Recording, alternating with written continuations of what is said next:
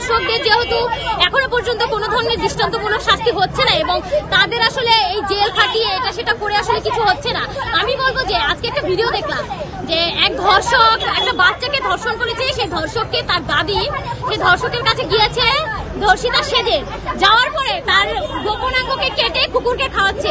আসলে এটাই কিন্তু করা উচিত, প্রত্যেকটা ধর্ষককে গোপনাঙ্গ কেটে কুকুরকে খাওয়ানো উচিত এবং জনসম্মুখে এসে তাদেরকে ফাঁসি দেওয়া উচিত, তাহলেই হয়তো বা দেশে ধর্ষক কমবে।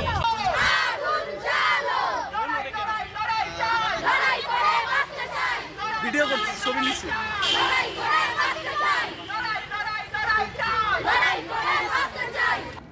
আমরা বলছি ধর্ষকদের বিচার হওয়া দরকার, ধর্ষকদের গ্রেফতার করেন, বিচারের আওতায় আনেন, কিন্তু আমরা দেখছি আবার নিপীড়ককে আপনারা ফুলের মালা দিয়ে বের করে আনছেন।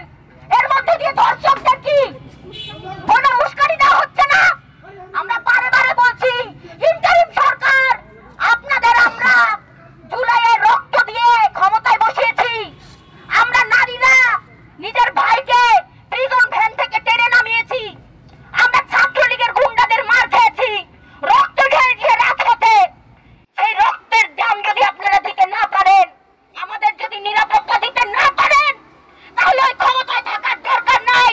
আমরা মাগুরার শিশুটির যে ধর্ষণ, সে এখনো পর্যন্ত লাইফ সাপোর্টে আছেন এবং তার এখনো পর্যন্ত কোনো ধর্ষকের কোনো বিচার হয়েছে কিনা আমরা এখনো জানতে পারিনি।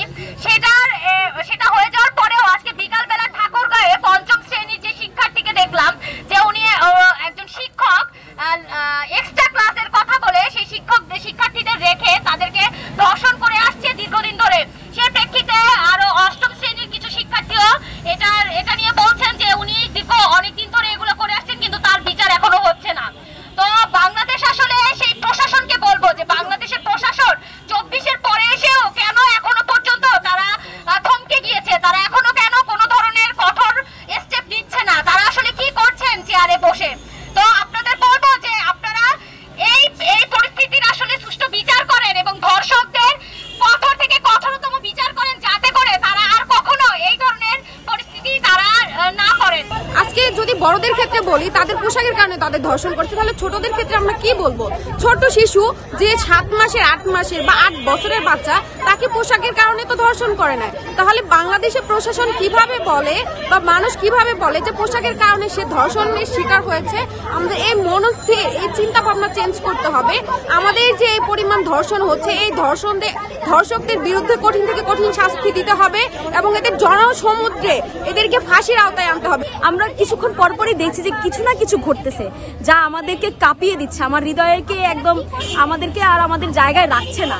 আমরা বলছি যে এইভাবে যদি চলতে থাকে আমরা কি একে অপরকে চোখে চোখ মেলাতে পারবো?